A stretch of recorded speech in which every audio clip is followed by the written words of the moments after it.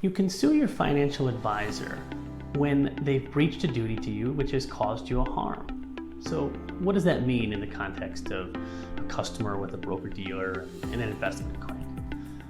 The way I think about it is the way that I was taught it in law school. Duty, breach, cause harm. So that's the elements of any basic claim under the law for a breach of duty. So we start with, what was your financial advisor's duty? Now, it really depends on the nature of the account. It could be a fiduciary duty.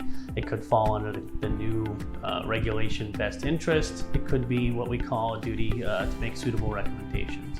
But regardless of which type of account or what type of duty that your financial advisor had to you, they had certain duties, and all of those duties encompass an obligation to only recommend investments that were appropriate for you, given your risk tolerance and your time horizon.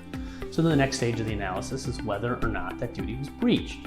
Did they in fact recommend something that was inappropriate for you, sometimes called unsuitable for you, but too risky given your risk tolerance, too maybe illiquid given your time horizon, different various factors that go into whether or not an investment was appropriate for you or not.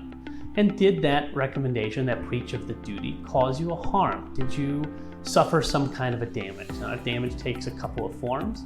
One is just losses. You lost money in your account, you lost money on the investment, and if you can show that it was an investment that shouldn't have been recommended to you, you have a claim. It may also be a missed opportunity. If you were invested entirely improperly in your account and you can show that you were damaged by not being invested properly, that if you had been invested properly, what your gains would have been in the account, that's another way of measuring damages. There's also what's known as rescissionary damages under the various securities law, both state and federal, which basically says you get your money back for the investment plus some kind of a statutory interest minus whatever you got, whatever income you received from it. But those all satisfy that last category, the damages. How were you damaged? So if you can show that there was a duty by the financial advisor, which they certainly have, if you can show that it was breached, and you can show that it caused you some kind of a damage, then you have the makings of a claim and may be able to bring a FINRA arbitration against your financial advisor to recover those losses or damages that you suffered.